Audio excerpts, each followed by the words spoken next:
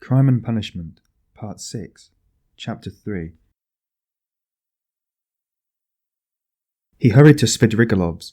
What he had to hope from that man he did not know, but that man had some hidden power over him. Having once recognized this, he could not rest, and now the time had come. On the way, one question particularly worried him. Had Svidrigáilov been to Porfiry's? As far as he could judge, he would swear to it that he had not. He pondered again and again, went over Porfiry's visit. No, he hadn't been. Of course he hadn't. But if he had not been yet, would he go? Meanwhile, for the present, he fancied he wouldn't. Why? He could not have explained, but if he could, he would not have wasted much thought over it at the moment. It all worried him, and at the same time he could not attend to it. Strange to say, none would have believed it perhaps, but he only felt a vague anxiety about his immediate future. Another much more important anxiety tormented him. It concerned himself, but in a different, more vital way. Moreover, he was conscious of immense moral fatigue, though his mind was working better that morning than it had done of late. And was it worthwhile, after all that had happened, to contend with these new trivial difficulties? Was it worthwhile, for instance, to manoeuvre that Svidrigáilov should not go to Porfiry's? Was it worthwhile to investigate, to ascertain the facts, to waste time over anyone like Svidrigáilov? Oh, how sick he was of it all. And yet he was hastening to Svidrigáilov. Could he be expecting something new from him, some information or some means of escape? Men will catch at straws. Was it destiny or some instinct bringing them together? Perhaps it was only fatigue, despair. Perhaps it was not Svidrigáilov, but some other whom he needed, and Svidrigáilov had simply presented himself by chance. Sonia? But what should he go to Sonia for now? To beg her tears again? He was afraid of Sonia too. Sonia stood before him as an irrevocable sentence. He must go his own way or hers. At that moment especially he did not feel equal to seeing her. No, would it not be better to try Svidrigáilov? And he could not help inwardly owning that he had long felt that he must see him for some reason. But what could they have in common? Their very evil doing could not be of the same kind. The man, moreover, was very unpleasant, evidently depraved, undoubtedly cunning and deceitful, possibly malignant. Such stories were told about him. It is true he was befriending Katerina Ivanovna's children, but who could tell with what motive and what it meant? The man always had some design, some project. There was another thought which had been continually hovering of late about Raskólnikov's mind, and causing him great uneasiness. It was so painful that he made distinct efforts to get rid of it. He sometimes thought that Svidrigáilov was dogging his footsteps. Svidrigáilov had found out his secret and had designs on Dounia. What if he had them still? Wasn't it practically certain that he had? And what if, having learnt his secret and so having gained power over him, he were to use it as a weapon against Dounia? This idea sometimes even tormented his dreams, but it had never presented itself so vividly to him as on the way to Svidrigáilov. The very thought moved him to gloomy rage. To begin with, this would transform everything, even his own position. He would have at once to confess his secret to Dounia. Would he have to give himself up, perhaps, to prevent Dounia from taking some rash step? The letter. This morning Dounia had received a letter. From whom could she get letters in Petersburg? Lutzin, perhaps? It's true Razumikin was here to protect her, but Razumikin knew nothing of the position. Perhaps it was his duty to tell Razumikin. He thought of it with repugnance. In any case, he must see Svidrigáilov as soon as possible, he decided finally. Thank God, the details of the interview were of little consequence. If only he could get at the root of the matter. But if Svidrigáilov were capable, if he were intriguing against Dounia, then... Raskólnikov was so exhausted by what he had passed through that month that he could only decide such questions in one way. Then I shall kill him, he thought in cold despair. A sudden anguish oppressed his heart. He stood still in the middle of the street and began looking about to see where he was and which way he was going. He found himself in the X-Prospect, 30 or 40 paces from the Haymarket through which he had come. The whole second story of the house on the left was used as a tavern. All the windows were wide open. Judging from the figures moving at the windows, the rooms were full to overflowing. There were sounds of singing, clarinet and violin, and the boom of a Turkish drum. He could hear women shrieking. He was about to turn back, wondering why he had come to the X-Prospect, when suddenly at one of the end windows he saw Svidrigáilov, sitting at a tea table right in the open window with a pipe in his mouth. Raskólnikov was dreadfully taken aback, almost terrified. Svidrigáilov was silently scrutinizing him, and what struck Raskólnikov at once seemed to be meaning to get up and slip away unobserved. Raskólnikov at once pretended not to have seen him, but to be looking absent-mindedly around while he watched him out of the corner of his eye. His heart was beating violently. Yes, it was evident that Svidrigáilov did not want to be seen. He took the pipe out of his mouth and was on the point of concealing himself, but as he got up and moved back his chair, he seemed to have become suddenly aware that Raskólnikov had seen him, was watching him. What had passed between them was much the same as what happened in their first meeting in Raskolnikov's room. A sly smile came into Svidrigáilov's face and grew broader and broader. Each knew that he was seen and watched by the other. At last, Svidrigáilov broke into a loud laugh. "Well, well, come in if you want me. I am here," he shouted from the window. Raskólnikov went up into the tavern. He found Svidrigáilov in a tiny back room adjoining the saloon in which merchants, clerks, and numbers of people of all sorts were drinking tea at 20 little tables to the desperate bawling of a chorus of singers. The click of billiard balls could be heard in the distance. On the table before Svidrigáilov stood an open bottle and a glass half full of champagne. In the room he found also a boy with a little hand organ and a healthy-looking red-cheeked girl of 18 wearing a tucked-up striped skirt and a Tyrolese hat with ribbons. In spite of the chorus in the other room, she was singing some servants' hall song in a rather husky contralto to the accompaniment of the organ. "Come, that's enough!" Svidrigáilov stopped her at Raskolnikov's entrance. The girl at once broke off and stood waiting respectfully. She had sung her gutter rhymes too, with a serious and respectful expression on her face. "Hey, Philip, a glass!" shouted Svidrigáilov. "I won't drink anything," said Raskolnikov. "As you like. I didn't mean it for you. Drink, Katya. I don't want anything more today. You can go." He poured her out a full glass and laid down a yellow note. Katya drank off her glass of wine in 20 gulps, as women do, without putting it down, took the note and kissed Svidrigáilov's hand, which he allowed quite seriously. She went out of the room and the boy trailed after her with the organ. Both had been brought in from the street. Svidrigáilov had not been a week in Petersburg, but everything about him was already, so to speak, on a patriarchal footing. The waiter, Philip, was by now an old friend and very obsequious. The door leading to the saloon had a lock on it. Svidrigáilov was at home in this room and perhaps spent whole days in it. The tavern was dirty and wretched, not even second-rate. "I was going to your place to look for you," Raskolnikov began, "so I don't know what made me turn from the Haymarket into X-Prospect just now. I never take this turning. I turn to the right from the Haymarket, and this isn't the way to you. I simply turned and here you are. It is strange." "Why don't you say at once it's a miracle?" "Because it may be only chance." "Oh, that's the way with all you folk," laughed Svidrigáilov. "You won't admit it, even if you do inwardly believe it a miracle. Here you say that it may be only chance, and what cowards they all are here, about having an opinion of their own. You can't fancy, Rodión Románovich. I don't mean you. You have an opinion of your own and you are not afraid to have it. That's how it was you attracted my curiosity." "Nothing else?" "Well, that's enough, you know." Svidrigáilov was obviously exhilarated, but only slightly so. He had not had more than half a glass of wine. "I fancy you came to see me before you knew what I was capable of, having what you call an opinion of my own," observed Raskolnikov. "Oh, well, it was a different matter. Everyone has his own plans, and apropos the miracle, let me tell you that I think you've been asleep for the last 2 or 3 days. I told you of this tavern myself. There is no miracle in your coming straight here. I explained the way myself, told you where it was, and the hours you could find me here. Don't you remember?" "I don't remember," answered Raskolnikov with surprise. "I believe you. I told you twice. The address has been stamped mechanically in your memory. You turn this way mechanically, and yet precisely according to the direction, though you were not aware of it. When I told it to you then, I hardly hoped you understood me. You give yourself away too much, Rodión Románovich.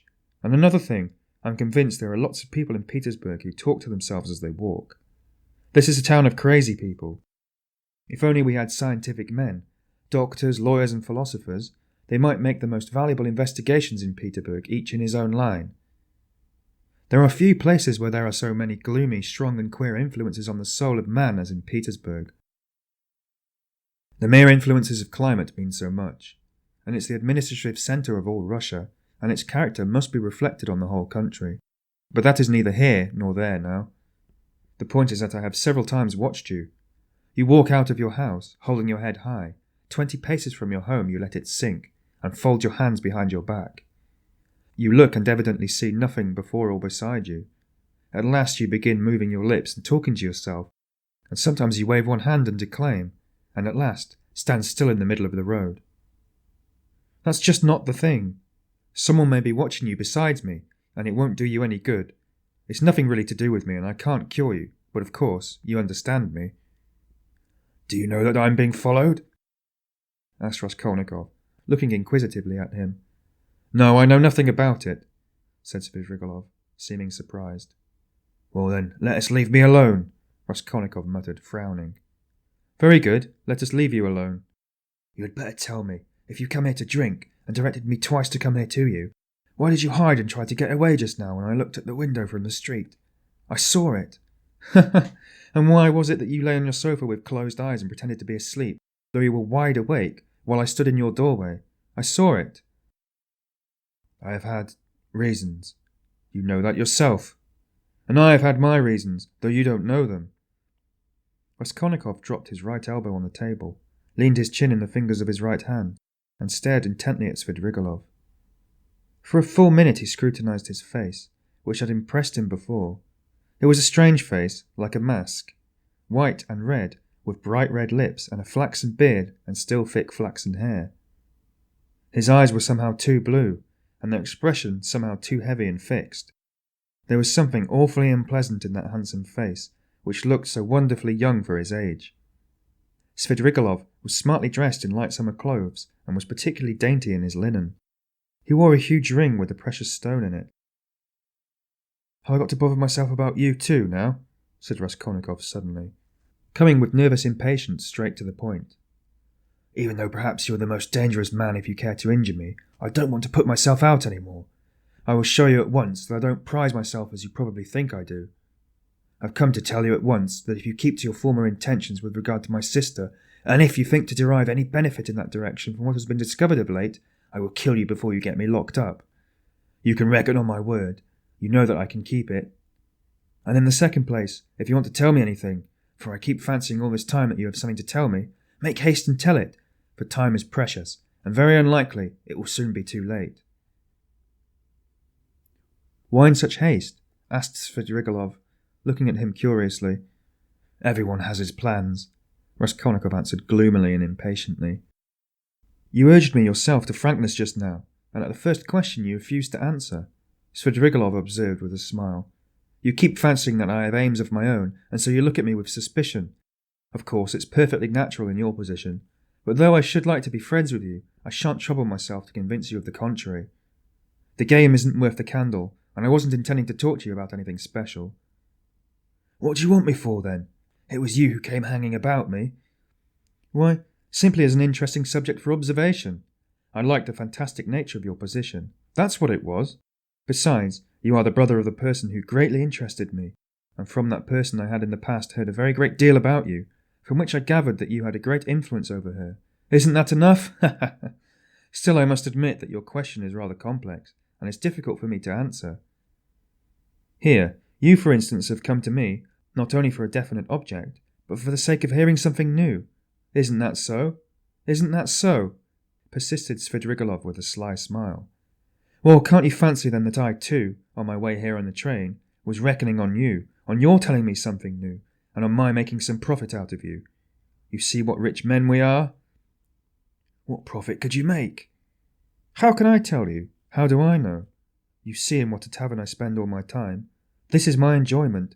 That's to say it's no great enjoyment, but one must sit somewhere. That poor Katya now. You saw her?